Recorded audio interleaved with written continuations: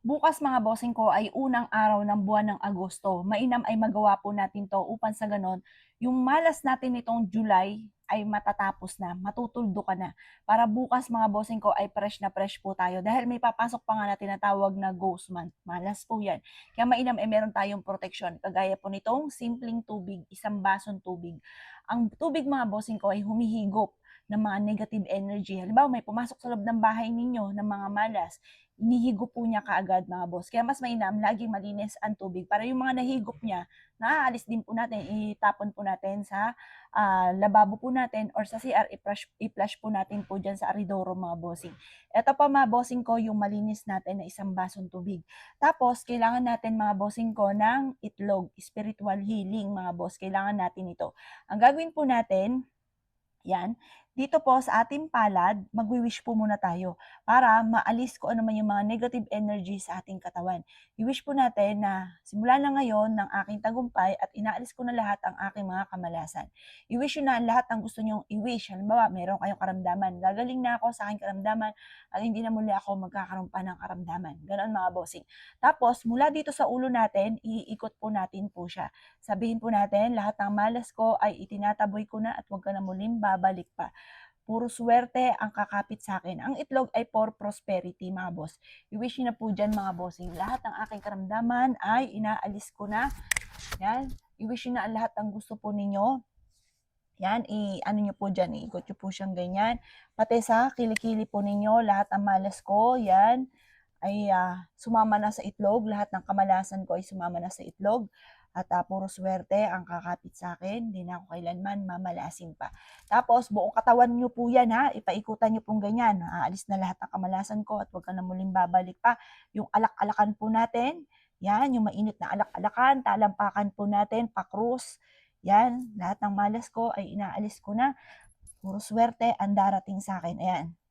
Sayang kasi ang itlog, di itodo ko na mga bossing para maalis na lahat ng mga kamalasan. Tapos yung talampakan, yan, ipa-cross nyo po yung ganyan, lahat ng malas ko, inaalis ko na, puro swerte ang darating sa akin. Ayan, basta i-wish na lahat ng gusto po ninyo, lahat ng kamalasan ko ay mawawala na. Ganyan mga bossing ko ha. Basta positive ka lang, naniniwala ka. At pagkatapos, ito yung ating isang basong tubig. Ang gagawin po natin ay ito ay ating babasagin. Tingnan natin kung ano ang mga makukuha po natin. At sasabihin ko sa inyo yung mga meaning ng makukuha po natin dito.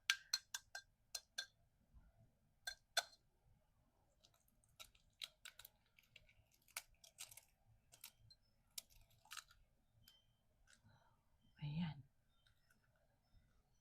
Nakita niyo po yan mga boss? May malaking bilog. May mga meaning po yan mga bossing. Ay, ang laki ng bilog. Grabe, ang laki ng bilog oh. Ayun, nakita niyo po mga boss?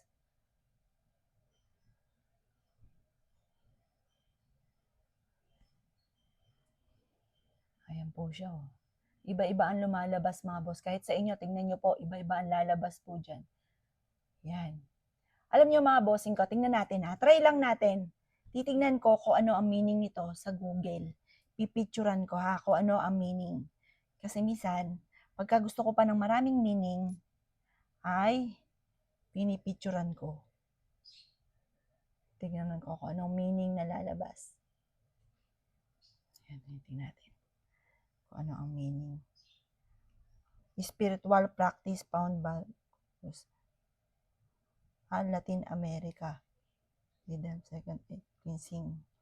Yan, ang daming naglalabasan, no? Yung mga meaning, mga bossing.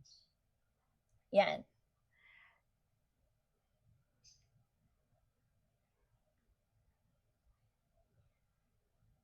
Yan.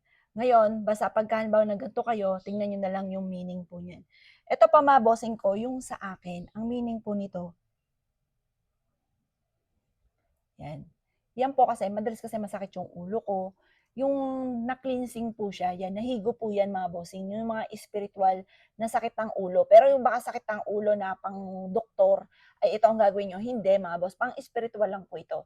Ito po yan. Maaaring parang may mga sumasaklo, para bang may nakakapatong na ganyan mga bossing ko na sakit ng aking ulo. Kaya yan, nakuha na po siya. Mapapansin nyo, gagaan naman po yung pakaramdam nyo po dyan. Yan, parang ang ginigitaan ako ng pawis. Tapos, ay mga yan, mga bossing, mga ano po yan, mga negative po yan, mga kumapit na inalis ko lamang po. O saktong-sakto, ang sakit kasi ng ulo ko. Tignan niyo po siya, oh.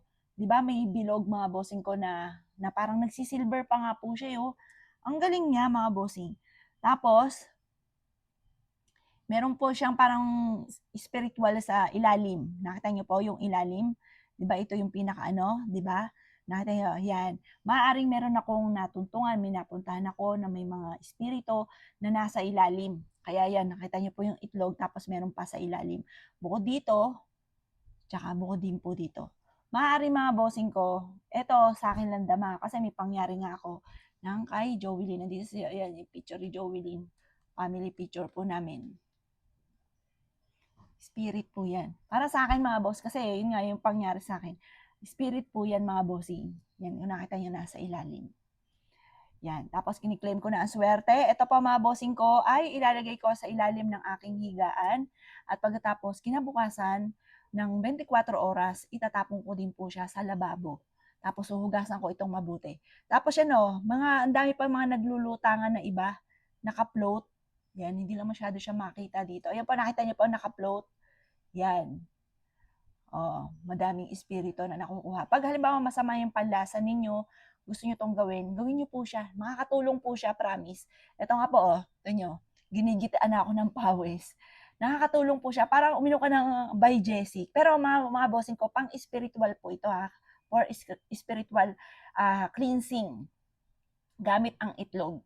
Baka po ito na lang gawin nyo kahit may sakit po kayo. Hindi po, pang spiritual lang po ito. Tapos, basta maniniwala ka, gawin nyo po siya. Kasi minsan, hindi lang pandoktor eh. Meron din mong spiritual na kailangan matanggal. At ang itlog ay makakatulong po ito. Marami na rin ako nang bigyan ng ganitong payo at epektibo po siya.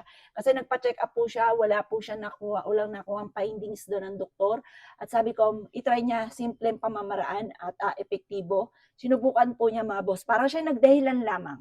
Mantalang ang tagal niyang iniinda na masama yung panlasa po niya. Subukan niyo po ito. Tingnan niyo po yung sa akin, kakaiba oh. 'Di ba? Kasi lagi masakit yung ulo ko. Tapos yung nasa ilalim, espiritu po yan. Yung nasa ilalim. Yan. Tapos meron pa sa ibabaw mga bossing ko.